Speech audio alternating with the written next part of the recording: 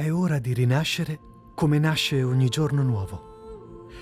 È ora di alzarsi perché abbiamo un sacco di cose da fare. È ora di mettere in moto e ripartire. È l'ora del caffè, l'ora della colazione. È l'ora giusta. È ora che la musica ricominci. È ora di riaprire le serrande, accendere le luci. È ora di far ripartire le macchine, di ritornare a produrre.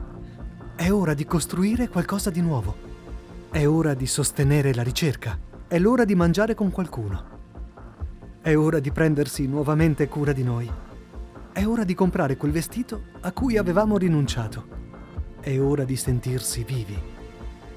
È l'ora che non vedevamo l'ora. Ora Veneto.